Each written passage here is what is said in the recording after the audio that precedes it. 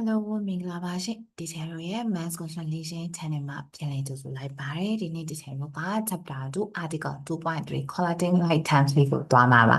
ဒါဆိုဒီ channel သင်ခန်းစာလေးမစခင်ရင် channel ကို like subscribe and share လုပ်ဖို့မမေ့လိုက်ပါနဲ့เนาะ Okay ဒီ channel ကသင်ခန်းစာလေးစတာရအောင် Okay Collecting Like Time ဆိုတာဘာလဲဒီ channel က Like Time ဆိုတာဘာလဲလို့အရင်အတူတူသိကြရအောင်ဒီ channel ရှင်မှာဒီမှာ map တူနေတဲ့ break တုံးလေးနှစ်ခုပေးထားတယ်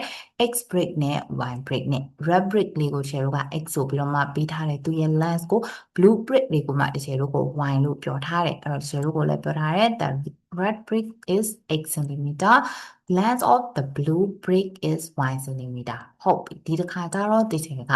3 red break လေးကိုတွဲထားလိုက်မယ်ဒါဆိုရင်3 red break လေးကိုတွဲထားလိုက်တော့သူတဲ့ length ကဘာဖြစ်နေလဲဒီ share က 3x cm ဆိုပြီးတော့မှဖြစ်သွားတယ်ဟုတ်ပြီဒါဆိုဒီတစ်ခါကျရင်ဒီ share က blue break လေးကိုတွဲရအောင်ဒါဆိုရင်ဒီ share က2 blue break ဆိုတဲ့အတွက်ကြောင့် 2y cm ဒီ share ကဖြစ်သွားတယ်ဟုတ်ပြီဒါဆိုရင်ဒီ share ကတူတာတွေကိုပေါင်းလို့ရတာပေါ့ x break လေးတစ်ခုဆိုလို့ရှိရင်ဒီ share က x break လေး3ခုပေါင်းလိုက်တာဖြစ်တဲ့အတွက်ကြောင့် 3x ဆိုပြီးတော့မှသူရဲ့ length ကဖြစ်သွားတယ်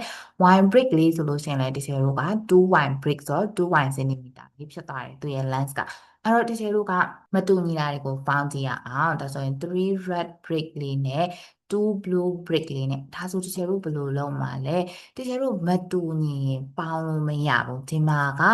x break လေး3ခုရှိတဲ့အတွက်ကြောင့် 3x လေးရတယ် is okay ဒီကတော့မှန်နေသေးတယ်ဒါဆို y break လေးနှစ်ခုရှိတဲ့အတွက်ကြောင့် 2y လေးရတယ်ဒီကမှန်တယ်ဒါဆိုဒီ share ရေး 5x or 5y ရေးလို့ရလားမရဘူးဒီ share က x ရဲ့ length နဲ့ y ရဲ့ length နဲ့မတူတဲ့အတွက်ကြောင့်ဒီ share ကအကုန်လုံးကိုပေါင်းပြီးတော့မှ 5x or 5y ဆိုပြီးတော့မှဒီ share ကရေးလို့မရဘူးဟုတ်ပြီဒါဆိုရင်ဒီ share ဒီကနေဘာသိသွားလဲ you can add subtract or combine ဒီ share ဘာတွေကိုပဲလဲ like terms တွေကိုပဲအဲ့တော့ဒီ share ကဒီမှာ like terms ဆိုတာလေးကိုတစ်ခါတည်းမှတ်သွားမယ်ဒီ share note လေးရေးပေးလိုက်မယ် like term ဆိုတာကဘာလေးလဲ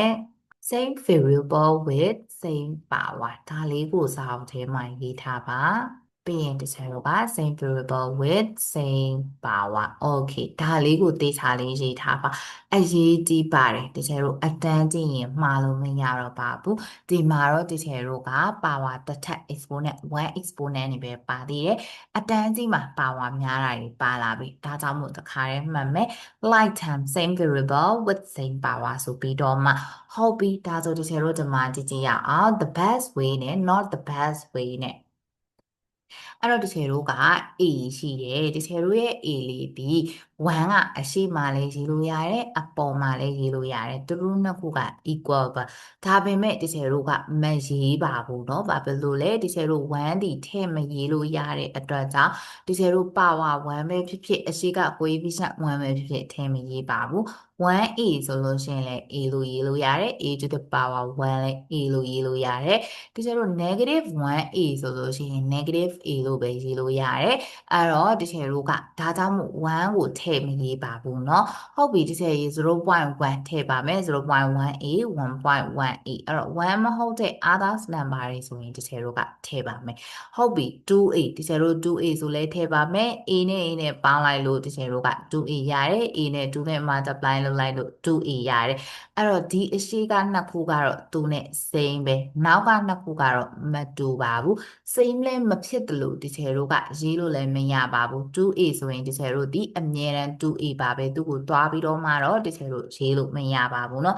ဒါလေးကိုတစ်ချက်သတိထားပါမယ် AB ဆိုတာက A နဲ့ A နဲ့ A နဲ့ B နဲ့ multiply လုပ်တာအဲ့တော့ A နဲ့ B နဲ့ multiply လုပ်တယ် B နဲ့ A နဲ့ multiply လုပ်တယ်သူတို့နှစ်ခုရဲ့ answer အနေနဲ့ AB လို့ရေးလို့ရတယ်ဒါမှမဟုတ် BA လို့ရေးလို့ရတယ်ဒါပေမဲ့ဘာပြောလဲ not the best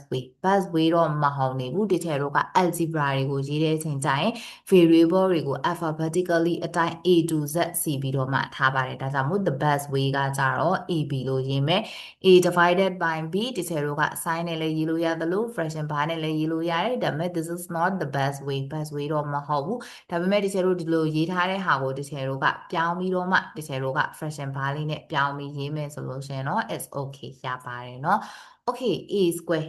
ကသူတို့နှစ်ခုကတော့ the same meaning ပဲ a နဲ့ a နဲ့ multiply လုပ် a square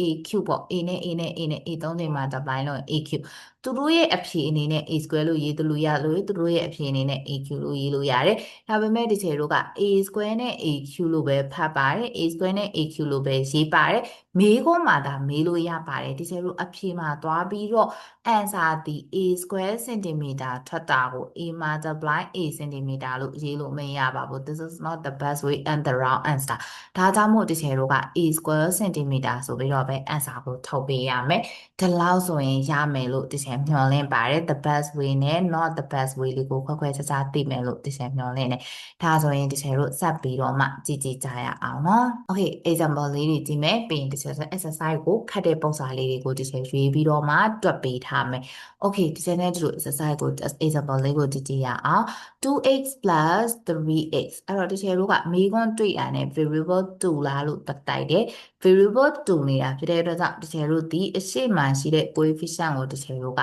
ပေါင်းလို့ရတယ်ဒါဆိုရင်ဒီချေက2နဲ့3နဲ့ကိုတွားပြီးတော့မှပေါင်းလိုက်ရုံပဲ2နဲ့3နဲ့ပေါင်းလိုက်ရင်ဒီချေတို့5ရတယ် 8ကဒီတိုင်းလေးပဲပြန်ရေးပါတယ်เนาะဘာမှမလုပ်ပါဘူး okay ဒါဆိုရင်နောက်တစ်ပုတ်ကြည့်ကြည့်မယ်ကျတို့နံပါတ် b က 7y minus 2y ဒီကျတို့ variable ဆက်လိုက်တော့အတူတူပဲဒါဆို coefficient အချင်းချင်းနှုတ်လိုက်မယ်နှုတ်တဲ့ sign ဖြစ်တဲ့အတွက်ကြောင့် 5y ကဒီတိုင်းလေးပဲပြန်ပို့ပြီးတော့မှရေးလိုက်မယ်ဟုတ်ပြီဒါဆို 4b plus 3q plus 2b အဲ့တော့ဒီချက်ကတူတာအရင်ရှင်းလိုက်မယ်အဲ့တော့ 4b နဲ့ plus 2b နဲ့ဒီချက်လို့ရှင်းလိုက်တော့ 6b ရတယ်ဟုတ်ပြီဒါဆိုရင်ဒီချက်ကဒီမှာပါရှိလဲ 3q ရှိတယ်သူဒီ positive 3q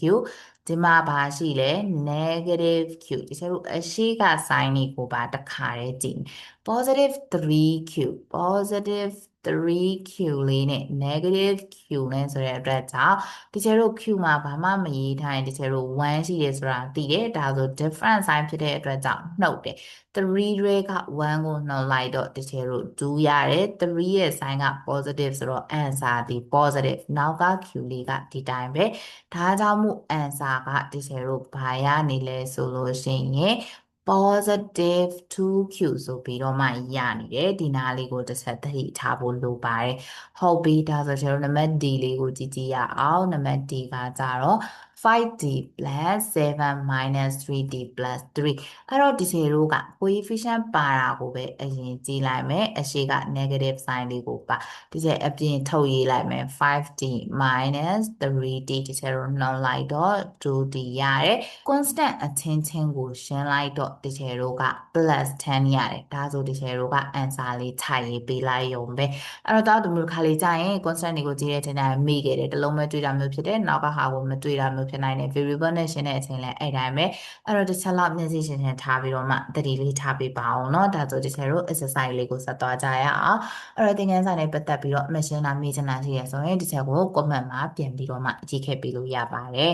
Okay, number 1. Eric has yellow, green, and blue brick. Okay, Eric က yellow ရဲ့ green ရဲ့ blue brick ရဲ့ရှိရဲ့ the length of the yellow ရဲ့ length က A တဲ့ green ရဲ့ length က B တဲ့ blue ရဲ့ length ကကြတော့ C တဲ့ဒါဆိုချေတို့ကိုပုံလဲပေးထားတဲ့ ABC ဆိုပြီးတော့မှအောက်မှာဒီချေတို့ကိုထပ်ပြီးတော့ဘာတွေမေးထားလဲ work out the total length ကိုရှာခိုင်းနေဟုတ်ပြီဒါဆိုဒီချေတို့ကြည့်ကြရအောင် A မှာဒီချေတို့ကိုပြောထားတာဗာလဲ yellow brick က A လို့ပြောတဲ့အတွက်ကြောင့်ဒီချက်က A လေးတွေဒီချေလိုက်ရေးလိုက်ပါမယ်အဲ့တော့ချေတို့ A ဘယ်နှလုံးရှိလဲ A လေးလုံးရှိတယ်ဒါဆိုချေတို့ total ဆိုလို့ရှိရင် 4A ပေါ့မိခွန်းမှာ unit မပေးထားတဲ့အတွက်ကြောင့်မထည့်လို့ရတယ်မိခွန်းမှာ unit ပေးထားရင် unit လေးထည့်ပေးရမယ်ဟုတ်ပြီ B ကကြတော့ဗာလဲဒီချေတို့က B ကဒီချေတို့ကိုပေးထားတာဒီ yellow sorry green brick ကကြတော့ length က B ရှိတယ်တဲ့ဒါဆိုချေတို့3ခုဆိုတဲ့အတွက်ကြောင့် 3b ပေါ့ဟုတ်ပြီဒါဆိုကျွန်တော်စက်ကြည့်ကြည့်ရအောင် C ကကြတော့ yellow နဲ့ green နဲ့ yellow က length ကကြတော့ A ရှိမယ် green ရဲ့ length ကကြတော့ B ရှိမယ်ဒါဆို yellow မှာကအဖော်ရှိတယ်တကယ်ချင်း A 2ယောက်ကပေါင်းလိုက်တော့ 2A ရတယ် green ကအဖော်မရှိတော့ B ဆိုပြီးတော့မှဖြစ်နေမယ်အဲ့တော့ဒီမှာလည်း answer လေးပြင်ရေးပေးထားမယ်နော်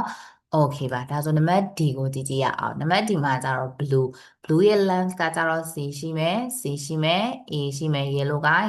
A ရှိမယ်အဲ့တော့အဖော်ပါတဲ့ yellow ဒီချက်က alphabetically အစဉ်ဖြစ်အောင်ဒီက A ကိုအရင်ပေါင်းလိုက်တော့ 2A plus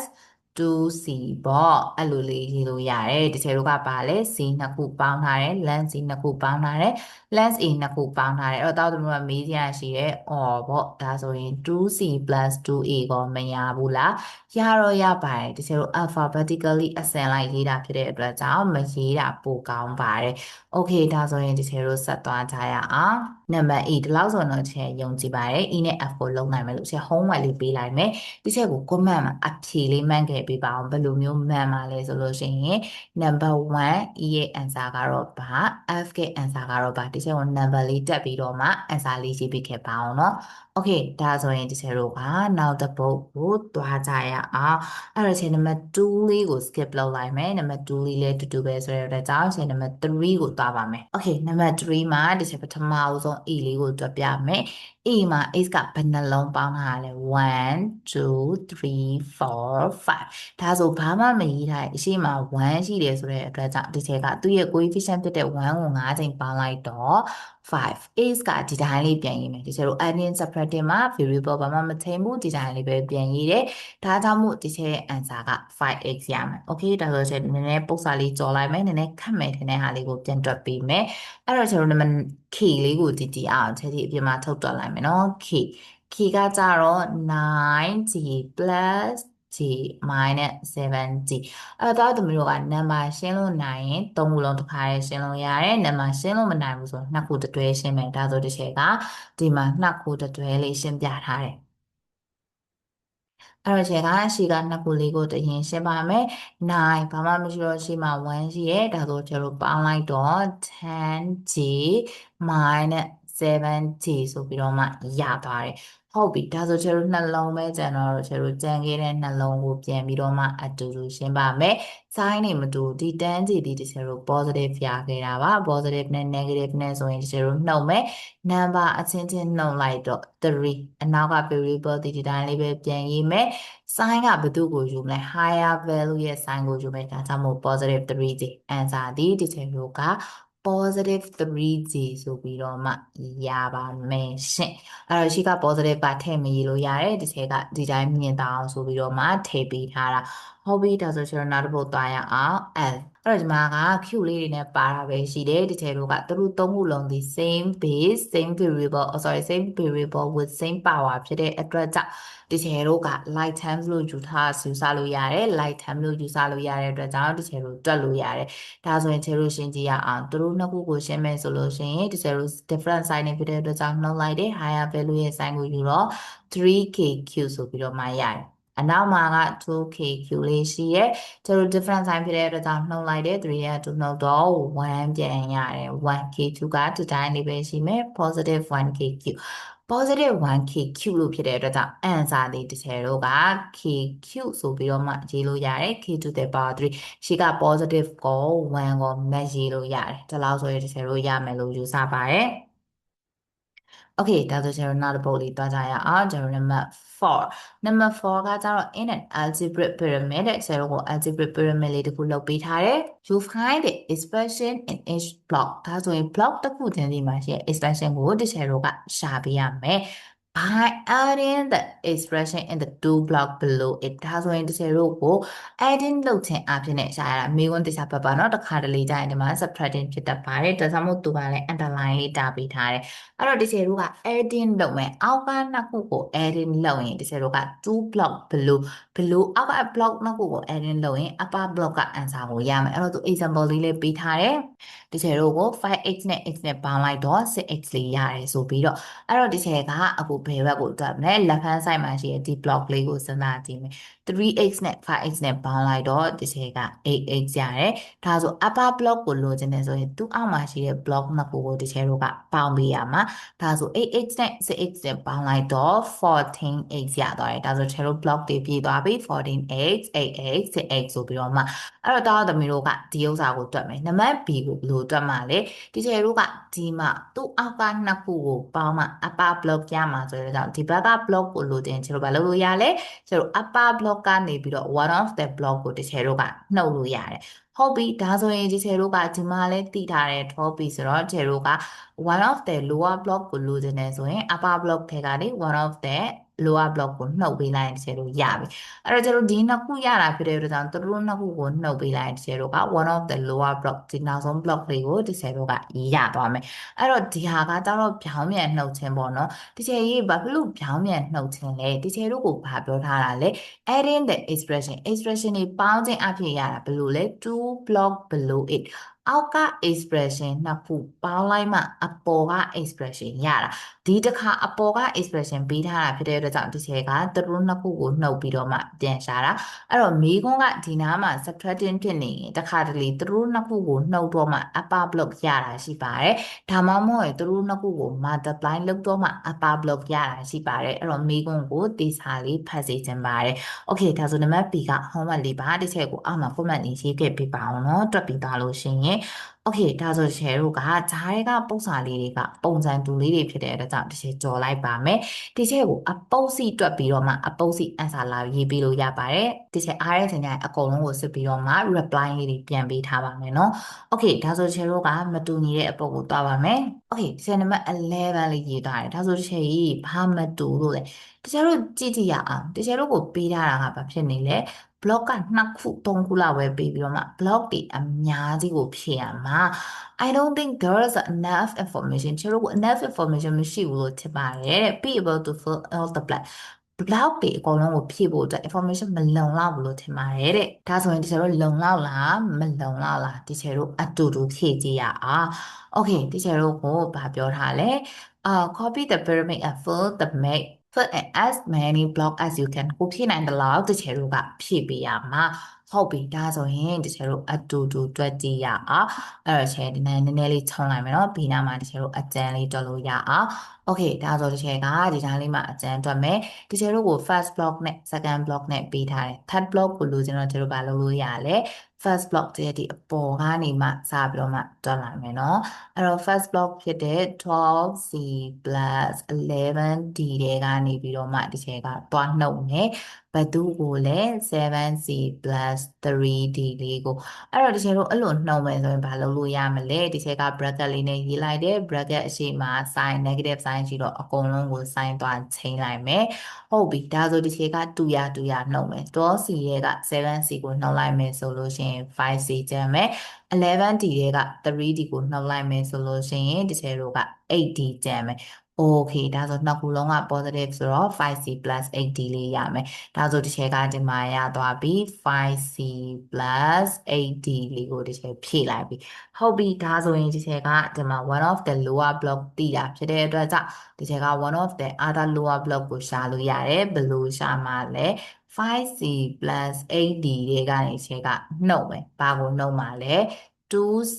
ဘာကိုနှုတ်မှာလဲ 6d ကိုဒါဆိုချက်2ရကိုနှုတ်မယ်ဒီချက်ဘာဖြစ်လို့တခါလေးရေးလိုက်တာလဲဒီချက်တို့က 5c plus 8d တွေကနေပြီးတော့မှ 2c plus 6d ဆိုတဲ့အတွဲလိုက်ကိုနှုတ်မှာအဲ့တော့ bracket ရှိမှာ negative sign ရှိတော့ဒီချက်ကတခါလေးချိန်ပြီးတော့ရေးလိုက်တာဟုတ်ပြီဒါဆို 5c တွေက 2c ကိုနှုတ်တော့ 3c ရတယ် 8d တွေက 6d ကိုနှုတ်တော့ 2d sorry positive 2d ရတယ်ဒါဆိုဒီချက်တို့ရဲ့ third answer ကကြတော့ 3c plus 2d ပေါ့ဟုတ်ပြီဒီချက်တို့ဒီနှစ်ခုတည်သွားပြီအကယ်၍ဒီနှစ်ခုပြန်ပေါင်းနေဆိုလဲ upper block ကပြန်ရနေရမှာအဲ့တော့ကို answer မမှန်လားမှန်လားဆိုတာကိုဘတ်တာကိုပြန်ပြီးတော့မှ check လုပ်လို့ရတယ်ဟုတ်ပြီဒါဆိုဒီချက်တို့က 7c ရဲ့က 3d ကိုနှုတ်မယ်ဆိုရင် 3c plus 2d ကိုနှုတ်မယ်ဆိုရင်ဒီချက်တို့လိုချင်တဲ့ one of the other block ကိုရမယ်